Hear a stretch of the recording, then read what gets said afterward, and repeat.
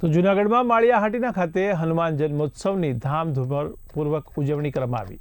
ત્યારે અત્રેના મંદિરમાં હનુમાન જયંતિએ વિશેષ પૂજા અર્ચના, રુદ્ર હવન સહિત ધાર્મિક કાર્યક્રમો યોજાયા હતા। ત્યારે મંદિરોમાં ધ્વજ પતાકા અને રોશનીનો શણગાર કરવામાં આવ્યો હતો। ત્યારે સમગ્ર શહેરના હનુમાનજી મહારાજના મંદિરોમાં સવારથી જ દર્શન માટે ભક્તોની કતારો જોવા મળી હતી। તો દરેક હનુમાન મંદિરોમાં બટુક ભોજન ઉપરાંત ભોજન પ્રસાદની પણ વ્યવસ્થા કરવામાં આવી હતી, જેમાં દર્શન તથા પ્રસાદનો ભક્તોએ પણ બહોળી સંખ્યામાં લાભ લીધો હતો। આજ રોજ તારીખ 2/4/2026 અને હનુમાન જયંતિ નિમિત્તે માળિયાહાટીનાની અંદર વડલિયા હનુમાન ચેરિટેબલ ટ્રસ્ટ તરફથી ઉત્સાહપૂર્વક દરેક લોકોએ, ધર્મપ્રેમી જનતાએ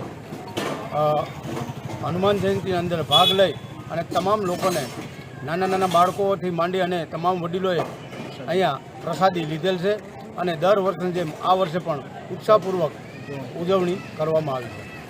ભારત માતા કી જય, જય શ્રી રામ, જય શ્રી રામ।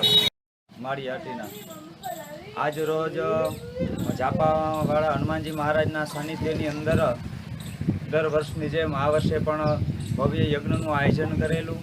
આ યજ્ઞની અંદર જે અહીં જે સ્વયંસેવકો છે તેના દ્વારા ખૂબ સાથ સહકાર મળેલો છે અને યજમાન તરીકે અમારા પ્રતાપભાઈ સિસોદિયા રિપોર્ટર સાથે જીવાભાઈ વગેરે જે મિત્ર મંડળ છે એ પૂર્ણ શ્રદ્ધાથી સેવા આપે છે।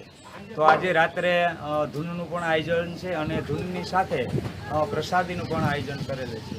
એવી જ રીતના પ્લોટ વિસ્તારની અંદર જે હનુમાનજી મહારાજ છે ત્યાં પણ દિવ્ય અતિ દિવ્ય ભવ્ય પ્રસાદીનું ત્યાં પણ આયોજન છે અને રેલવે સ્ટેશને જે હનુમાનજી મહારાજ બિરાજે છે ત્યાં પણ પ્રસાદીનું આયોજન હોય છે અને રાત્રે ત્યાં સત્યનારાયણ ભગવાનની કથાનું આયોજન રાખેલ છે।